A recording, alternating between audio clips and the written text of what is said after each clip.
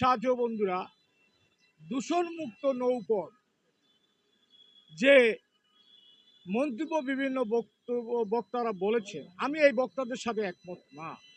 তার কারণ তারা বলেছেন দূষণমুক্ত নৌপথ, দূষণমুক্ত নদী সৃষ্টি করতে হলে পলিথিন বাদ দিতে হবে, পোড়ামোবিল ডালা বন্ধ করতে হবে, নৌযানের বিভিন্ন জিনিসপত্র ফালানো বন্ধ করলেই এই দূষণমুক্ত নৌপথ দূষণ থেকে নদী মুক্তি পাবে। আসলে এটা সঠিক না। আমার দীর্ঘ অভিজ্ঞতার আলোকে আমি বলছি, নদী এই পলিথিন ফালানো, এই নৌযানের পোড়ামোবিল ফালানো, জাহাজের ময়লা এবং ফ্যাক্টরির ময়লা আবর্জনা ফালানো আজও 30 বছর আগেও ছিল। তখন তো এই এই পানি দূষিত হয় নাই, এই নদী বুড়িগঙ্গার নদী দূষিত হয় নাই। তাহলে দূষিত কেন হয়েছে এটা তারা বের করতে পারে নাই, ব্যর্থ হয়েছে।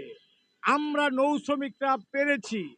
আমার পরিষ্কার বক্তব্য, নদীর স্রোত দ্বারা, গতি দ্বারা পার্শ্ববর্তী দেশ কেড়ে নেওয়ায় নদী স্তব্ধ হয়ে গেছে। নদীর সাথে অন্য অন্য নৌপথের কোনো কানেকশন নাই, পুষ্কুনি হয়ে গেছে, যার কারণে পানি দূষিত হচ্ছে, নদী দূষিত হচ্ছে। যদি এই নদীর সাথে কানেক্টেড করা যায়, যেমন ধরুন পদ্মা নদীর কানেকশন করা যায়, তখন আর নদী দূষিত থাকবে না। যেমন ধরুন মেঘনা নদীর উভয় পারে অসংখ্য মিল কারখানা। কই মেঘনা নদীতে দূষিত হচ্ছে না?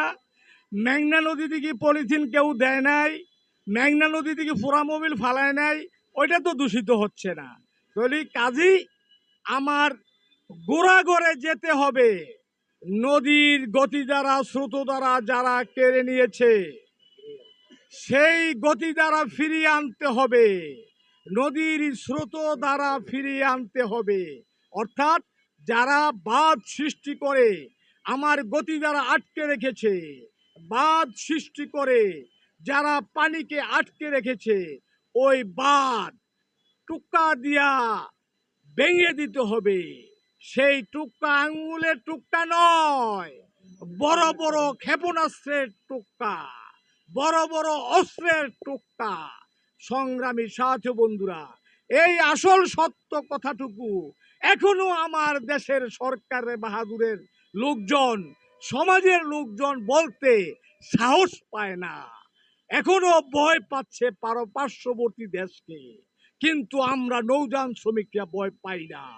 নৌপথ ফিরিয়ে আনতে হবে ওই পার্শ্ববর্তী রাক্ষসদের হাত থেকে।